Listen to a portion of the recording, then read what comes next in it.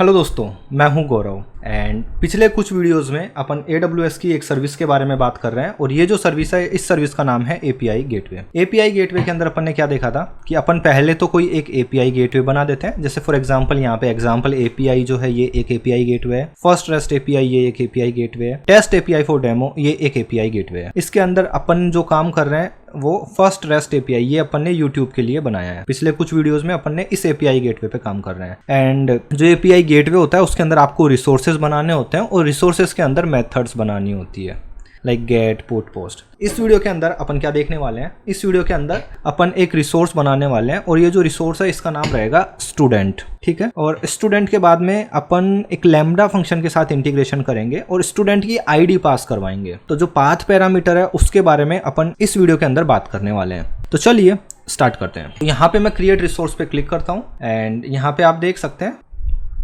ठीक है, एंड यहाँ पे जो नाम देना है ये मेरे को नाम देना है स्टूडेंट एंड क्रिएट रिसोर्स पे मैं क्लिक कर रहा हूँ एंड इस स्टूडेंट के अंदर मैं यहाँ पे क्रिएट मेथड क्लिक कर देता हूँ एंड यहाँ पे मैं एक लैम्बडा फंक्शन के साथ इसका इंटीग्रेशन करता हूँ। ये गेट रहेगा एंड अब देखिए लास्ट टाइम पे अपन ने जब एक लैम्बडा फंक्शन बनाया था तो मैंने इसको इनेबल नहीं किया था। अभी के केस में अपने को ये इनेबल करना है। ये क्या चीज है? Proxy integration. प्रॉक्सी इंटीग्रेशन का मतलब सिंपल सा ये होता है जो भी इवेंट्स होएगा वो इवेंट्स ऐसे के ऐसे AWS लैम्बडा के पास पहुंच जाएगा, उसमें अपन किसी भी तरीके का मॉडिफिकेशंस नहीं कर पाएंगे। अगर मैंने जो लास्ट लाइन बोली है आपको ये समझ में नहीं आई है तो कोई बात नहीं, मैं आपको आने वाले वीडियो में ये चीज़ समझाने वाला हूँ कि लैम्बडा में प्रॉक्सी इंटीग्रेशन क्या होता है और जब ये डिसेबल होता है तो क्या क्या एक्स्ट्रा चीज़ है जो अपन कर सकते हैं। ठीक है, तो मैंने प्रॉक्सी इंटीग्रेशन किया है, मीन्स यहाँ पे जो API गेटवे है वो एकदम प्रॉक्सी के जैसे काम करेगा। जो भी रिक्वेस्ट आई उस रिक्वेस्ट को वो कहाँ भेज देगा? उस रिक्वेस्ट को वो भेज देगा लैम्बडा के पास।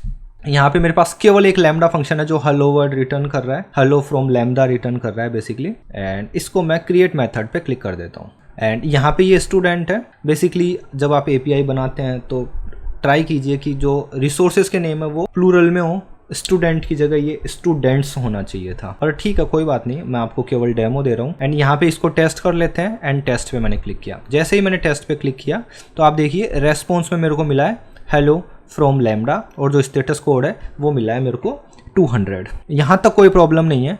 आप जस्ट अज्यूम ये करो कि आपका जो लैम्बडा फंक्शन है वो हेलो फ्रॉम लैम्बडा की जगह क्या रिटर्न कर रहा है? ये हेलो फ्रॉम लैम्बडा की जगह जितने भी स्टूडेंट है, सपोज आपके स्कूल के अंदर 500 स्टूडेंट है तो 500 स्टूडेंट्स का एक लिस्ट रिटर्न कर रहा है। आप अभी के केस में ऐसा मान सकते हो। और अगर आप एक डेवलपमेंट बैकग्राउंड से हैं और आपके दिमाग में ऐसा आ रहा है कि भाई 500 स्टूडेंट्स का डेटा एक साथ रिटर्न करना मीन्स क्या हो जाएगा कि लैम्बडा बहुत बड़ी बॉडी जो है वो रिटर्न कर रहा है और हो सकता है कि यूजर को केवल स्टार्टिंग के 10 देखनी हो, मतलब पेजिनेशन इनेबल करना है। तो पेजिनेशन कैसे इनेबल करेंगे वो मैं आपको बता दूंगा, बट अभी के केस में केवल इतना मानिए कि हेलो फ्रॉम लैम्बडा की जगह सारे के सारे जो 500 स्टूडेंट्स हैं उनकी एक लिस्ट आ रही है। यहां तक तो बहुत बढ़िया हो गया। तो हेलो फ्रॉम लैम्बडा की जगह यहाँ पे क्या रिटर्न होगा? यहाँ पे रिटर्न हो रहा है सारे के सारे स्टूडेंट्स। अब मैं आपको क्या बताने वाला हूँ, आपको ऐसा चाहिए learning-ocean/.com/student/student1 student/1। तो यहाँ पे जो ये 1 है ये स्टूडेंट की आईडी है। तो यहाँ पे अगर सपोज 50 है तो वो स्टूडेंट जिसकी आईडी 50 है उसकी वैल्यू रिटर्न होनी चाहिए। अगर ये चीज़ करनी रही तो कैसे करेंगे? ये जो चीज़ है ये अपन इस वीडियो में देखने वाले हैं। मतलब देखो student/1 आ गया तो जिस स्टूडेंट की आईडी 1 है वो रिटर्न होना चाहिए। 200 आ गया या 500 आ गया तो जिस भी स्टूडेंट की आईडी 500 है वो रिटर्न होना चाहिए रेस्पॉन्स के अंदर। बट अब देखिए, अब आप अभी तक आपने जो भी रिसोर्स बनाए थे वो आप ऐसे बना रहे थे student/learn। तो अगर 1 2 3 4 5 6 7 8 9 10 ऐसे 500 हैं स्टूडेंट, तो क्या आप 500 अलग अलग APIs के लिए लाइक रिसोर्सेज क्रिएट करोगे क्या? अगर ऐसे करने बैठोगे और स्कूल में तो हर साल 2000 स्टूडेंट नहीं आ रहे हैं। तो ये जो वैल्यू ये डायनेमिक देंगे कि भाई स्टूडेंट के बाद में /स्टूडेंट के बाद में अगर कुछ भी आए यहाँ पे इस जगह तो वो एक स्पेसिफिक API पे जाना चाहिए, एक डायनेमिक पाथ जाना चाहिए। वो कैसे करेंगे वो अपन इस वीडियो में देखने वाले हैं। तो अब अपन क्या करने वाले हैं, ये स्टूडेंट है एंड सबसे पहले मैं मेरे लैम्बडा फंक्शन जो है उस लैम्बडा फंक्शन को थोड़ा सा मॉडिफाई करना चाहूँगा। तो यहाँ पे मैं लैम्बडा में जाता हूँ, न्यू टैब में ओपन किया है मैंने एंड यहाँ पे मैं हेलो फ्रॉम लैम्बडा की जगह मैं रिटर्न करना चाहूँगा ये जो इवेंट आ रहा है ना, ये इवेंट ऐसे कैसे मैं रिटर्न करना चाहूँगा। ठीक है, तो इवेंट नाम का जो ऑब्जेक्ट है उसको अपन रिटर्न करने वाले हैं एंड आई थिंक कुछ तो भी टाइप हो गया यहाँ पे 2। यस, डिप्लॉय करता हूँ वापस एंड ये डिप्लॉय हो चुका है, ठीक है।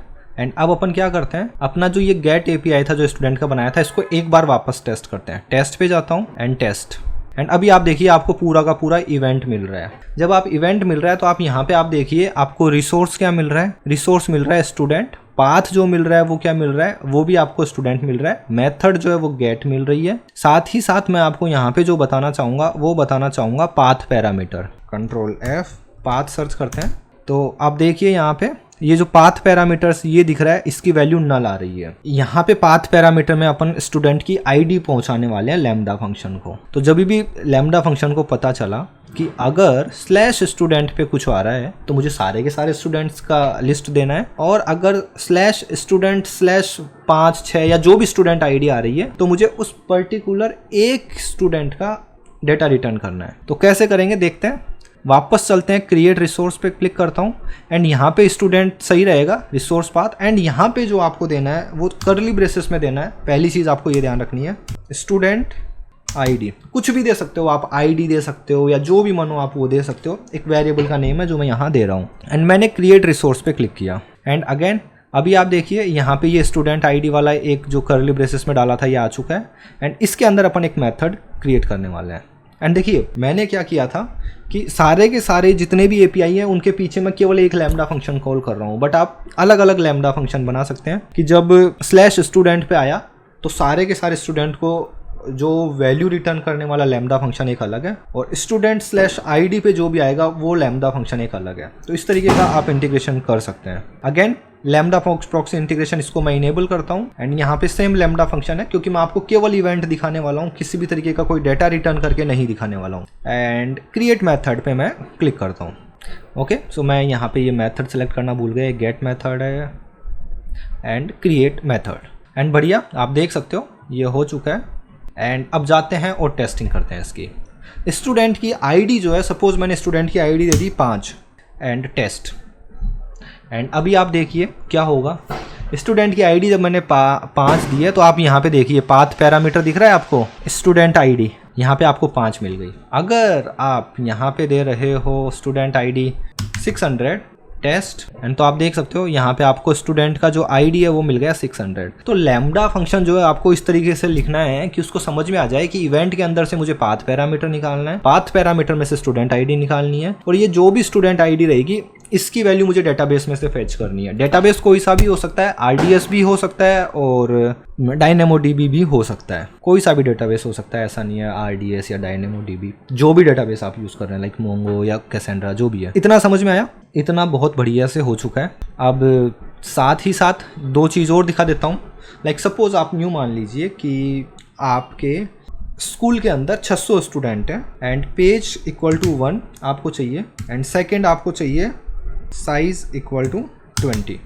तो ये जो 2 पैरामीटर है ये भी आप प्रोवाइड कर सकते हैं अगर आप पेजिनेशन इनेबल करना चाहते हैं कि भाई पहले पेज के मतलब 600 स्टूडेंट है, मेरे को जो डाटा चाहिए वो चंक में चाहिए, पहले 20 आ जाने चाहिए पहले पेज पे, उसके बाद के 20 आने चाहिए दूसरे पेज पे, उसके बाद के 20 आने चाहिए तीसरे पेज पे। इस तरीके से वो कैसे करोगे? तो लॉजिक तो आपका लैम्डा फंक्शन जो है वो इसको संभालेगा। अगर आप डेवलपर बैकग्राउंड से हैं तो आपको समझ में आ गया होगा कि आपको पाइथन में, नोड.js में, गो लैंग्वेज में या जो भी आपको लैंग्वेज आती है उस लैंग्वेज में किस तरीके का लॉजिक लिखना है। इंपॉर्टेंट चीज ये कि आपको ये जो 2 पैरामीटर है यहाँ से पास करवाओगे और ये मिलेंगे कहाँ, आप ये देखिए। तो आपको ये दिख रहा है, ठीक है, ये देखिए, सॉरी माय बैड, ये देखिए दिख रहा है आपको query string parameter size equal to 20 and page equal to 1। आपके लैम्डा फंक्शन को ये पता चल जाएगा कि आपका जो लैम्डा फंक्शन है कि जो यूजर ने जो रिक्वेस्ट की है वो रिक्वेस्ट उसने किसकी की है, क्या साइज क्या है और कौन से नंबर का पेज चाहिए। और ये ऐसा नहीं है केवल आप इस वाले पे कर सकते हो, अगर आप स्टूडेंट पे जाओ तो यहाँ पे भी आप दे सकते हो page equal to 1 size equal to 20 and test, and आप देख सकते हो यहाँ पे भी आपको वो वैल्यू मिल जाएंगी। ठीक है, तो एक बार इसको डिप्लॉय करते हैं और टेस्ट कर लेते हैं, डेव एनवायरनमेंट एंड डिप्लॉय। ठीक है, तो आप देख सकते हैं ये सक्सेसफुली डिप्लॉय हो चुका है, एंड सक्सेसफुली डिप्लॉय होने के बाद में अपन चलते हैं यहाँ पे स्टूडेंट गेट, एंड ये यूआरएल मैं कॉपी करता हूँ एंड इस यूआरएल को यहाँ डालता हूँ, एंड थोड़ा टाइम लगेगा, इसको डिप्लॉय होने देते हैं। एंड दोस्तों अगर आप मेरे वीडियोस देख रहे हैं तो मैं चाहता हूँ आप कमेंट करें और मुझे बताएं कि आपको मेरे वीडियो कैसे लग रहे हैं। जो भी ट्रू फीडबैक हो मुझे वो चाहिए, जिससे मुझे समझ में आ जाए कि मुझे कहाँ इम्प्रूव करना है खुद के टीचिंग स्टाइल में, या फिर लाइक प्रेजेंटेशन स्किल्स या जो भी है। एंड अगर आपको सब कुछ अच्छा लग रहा है तो मैं चाहता हूँ आप लिंक्डइन पे शेयर करें, फेसबुक पे शेयर करें।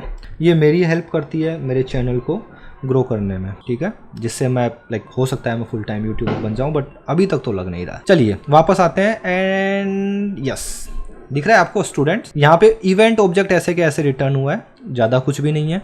यहाँ पे आपको मैं वापस दिखाना चाहूँगा, पाथ पैरामीटर नहीं, क्वेरी स्ट्रिंग पैरामीटर बोलते हैं, ठीक है। तो ये दिख रहा है आपको क्वेरी स्ट्रिंग पैरामीटर, इसकी वैल्यू नल है। तो जब भी आप URL में कोई भी वेरिएबल पास करते हो तो उसको बोला जाता है क्वेरी स्ट्रिंग पैरामीटर्स। तो यहाँ पे मैं लिखता हूँ अगर page equal to 1 and size equal to 20 की जगह 200 दे देता हूँ, ठीक है। तो आप यहाँ पे देखिए ये होता क्या है, URL के बाद में आपको देना होता है question mark, and question mark के बाद में हो सकता है आपको मल्टीपल वेरिएबल पास करने हो। पहला वेरिएबल ये है एंड दूसरा वेरिएबल ये है। एंड जब आप दो वेरिएबल सेपरेट करोगे तो उनको आपको सेपरेट करना रहता है एंड % साइन से, एंड एंटर। एंड अभी आप देखिए क्वेरी स्ट्रिंग पैरामीटर में ये दोनों आ गए। और ऐसा नहीं है कि आपको पेज और साइज देना है, आप कुछ भी दे सकते हो। जैसे पेज की जगह मैंने दे दिया पेज 1 2 3 साइज, ये कुछ लिख दिया मैंने। एंड अभी आप देखिए आपको ये वैल्यू ऐसे कैसे मिल जाएगी। बस आपके लैम्डा फंक्शन को पता होना चाहिए कि उसको कौन सी वैल्यू उठानी है, ठीक है। एंड उसके बाद में सेम यही चीज़ student/4 एंड एंटर। अभी आप देखिए ये जो होता है स्लैश करके आपने जो दे दिया, मतलब अब ये क्या है, ये पूरा का पूरा आपके URL का पाथ हो गया है। अब जब ये URL का पाथ हुआ है तो इसमें जो 4 है इसको बोला जाता है पाथ पैरामीटर, ठीक है। और जब क्वेश्चन मार्क के बाद में आप जो वेरिएबल देते हो उनको बोला जाता है क्वेरी स्ट्रिंग पैरामीटर। तो अब ये जो /4 है ये है पाथ पैरामीटर। तो कंट्रोल F करता हूँ, पाथ पैरामीटर, आप ये देख सकते हैं, ठीक है। अब आप बोलोगे /4 के बाद में क्या मैं इस तरीके से कुछ दे सकता हूँ क्या, /4 मतलब स्टूडेंट जिसका ID 4 है एंड उसके बाद में आप यहाँ पे लिख दो कोर्स। तो अब आपको क्या समझ में आ जाएगा कि भाई ये जो 4th नंबर का स्टूडेंट है उसके मेरे को सारे के सारे कोर्सेज रिटर्न हो। क्या ये पॉसिबल है, क्या ये कर सकते हैं? अगर हाँ तो कैसे, ये चीज़ आप सर्च करो, ठीक है। कोई भी डिफिकल्ट नहीं है, सारे कॉन्सेप्ट मैं आप लोगों को बता चुका हूँ, ठीक है दोस्तों। तो इस वीडियो के अंदर इतना ही। इस वीडियो के अंदर अपन ने सिंपल सा क्या देखा, query string parameters and path parameters के बारे में। तो दोस्तों इस वीडियो में इतना ही, मिलते हैं अगले वीडियो में, बाय बाय।